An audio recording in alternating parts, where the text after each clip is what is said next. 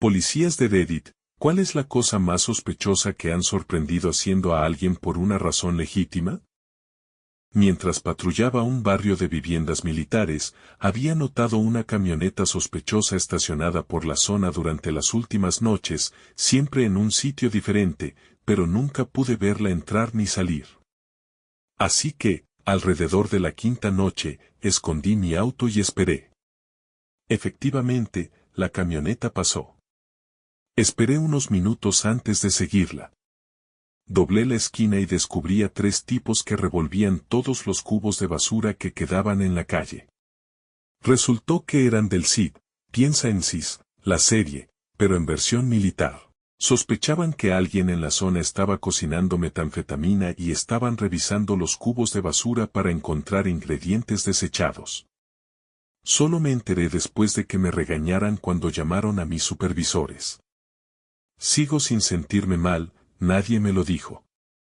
Encontré a un tipo estacionado detrás de una escuela secundaria alrededor de las 5:30 de la mañana un día laborable durante las vacaciones de invierno, así que no debería haber nadie allí.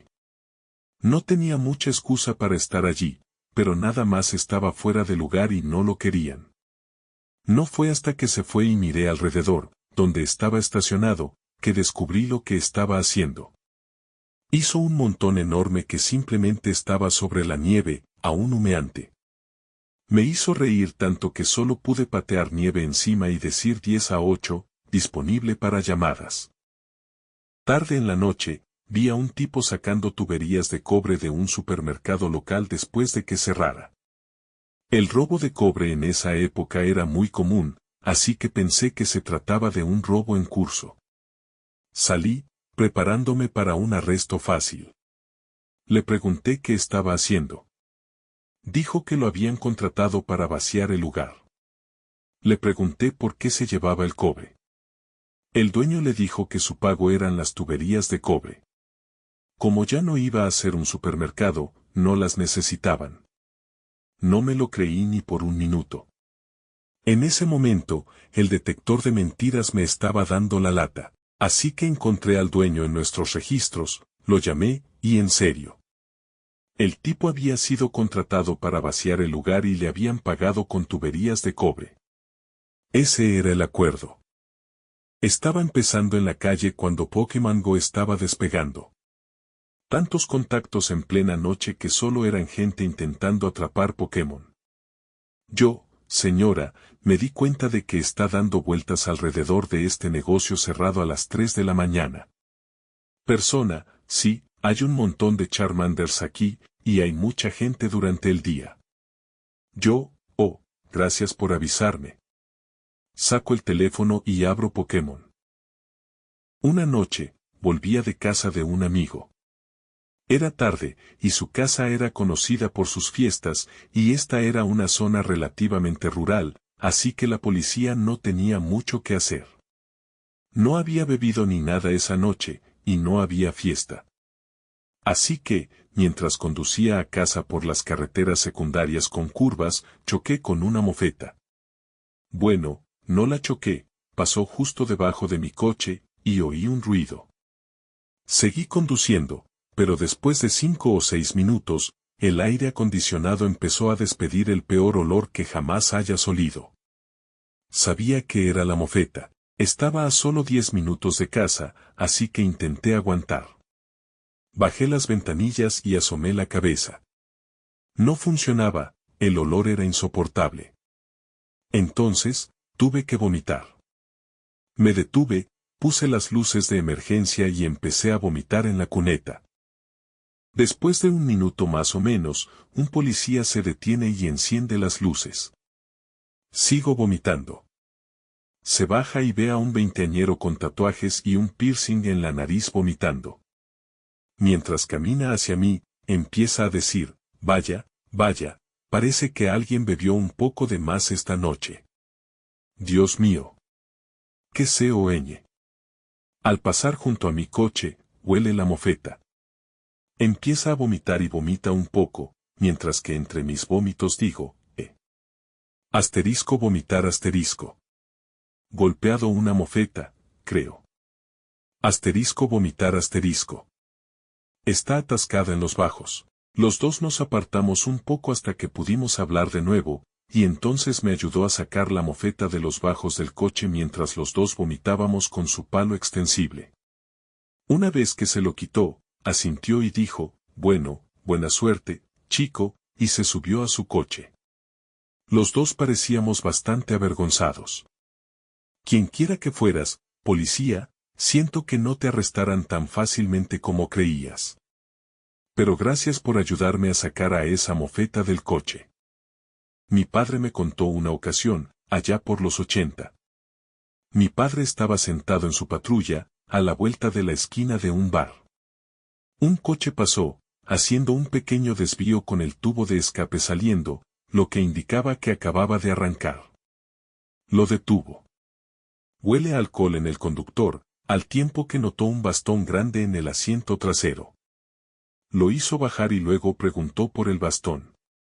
El conductor le dijo a mi padre, soy cinturón negro en Kung Fu, lo uso en clase. Así que mi padre, poco convencido, le pidió que demostrara su habilidad con el bastón, o mejor dicho, que probara su sobriedad en una especie de prueba improvisada de sobriedad. El conductor montó un pequeño espectáculo para papá al lado de la carretera. Papá disfrutaba del espectáculo, pero empezó a oír sirenas por todas partes. Un transeúnte había visto a mi padre al lado de la carretera en un enfrentamiento con un loco y un palo. Pensando que mi padre necesitaba ayuda, el transeúnte llamó a la policía. Al parecer, mi padre estaba tan absorto en el asunto que no escuchó las llamadas de radio. Así que la central envió todas las unidades disponibles a rescatarlo. El transeúnte pensó que mi padre estaba recibiendo una paliza de ninja. Eran las 3 de la mañana de un día entre semana y me detuve detrás de un coche en un semáforo. La luz estaba verde y el coche estaba parado, pero el motor estaba puesto. La luz se puso en rojo, así que esperé detrás de él. La luz se puso en verde otra vez, y el tipo no se movía. Así que mi pareja y yo salimos del coche en silencio y nos acercamos al suyo. Estaba completamente desmayado. Dormido. Con el coche en marcha, lo despertamos y hablamos con él para asegurarnos de que no estuviera borracho, y solo estaba cansado porque su mujer tuvo un bebé hacía unos días y necesitaba que fuera corriendo a la tienda a comprar algo. Esa falta de sueño de los recién nacidos es real. Soy oficial de la Guardia Nacional Republicana Portuguesa, similar a los gendarmes franceses. Generalmente nos encargamos de la vigilancia en zonas rurales poco pobladas, aunque también asumimos algunas funciones militares / expedicionarias, como nuestra presencia en misiones de paz. La cuestión es que, si vives en una zona rural de Portugal, somos nosotros quienes acudiremos cuando necesites ayuda o tengas problemas. Hace unos 2 años, hubo un asesinato, un anciano fue apuñalado y se desangró en su cocina. Su esposa llegó a casa y lo encontró muerto sobre la encimera. Llamó al 112, equivalente al 911, y me enviaron a mí y a algunos colegas.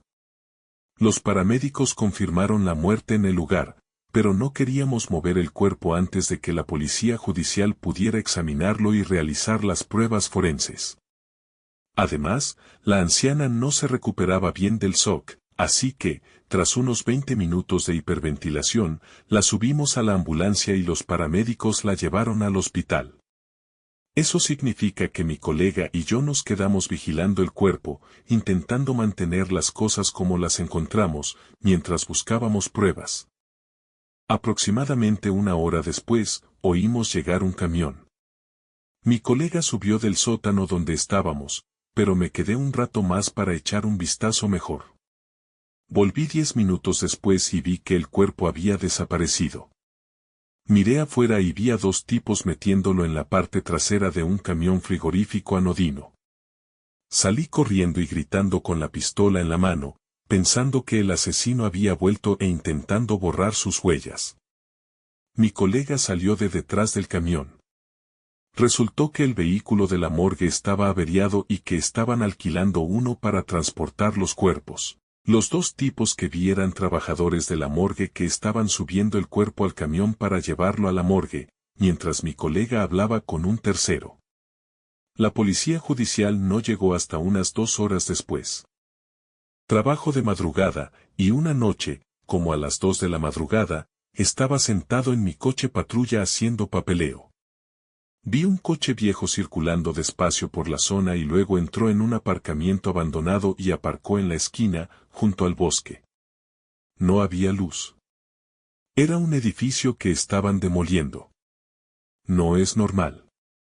Así que lo investigaré. Me acerqué a él y salí. ¿Qué tal?, pregunté. ¿Qué pasa en este aparcamiento esta noche? Llevaba bolsas llenas de algo en el asiento trasero y estaba solo.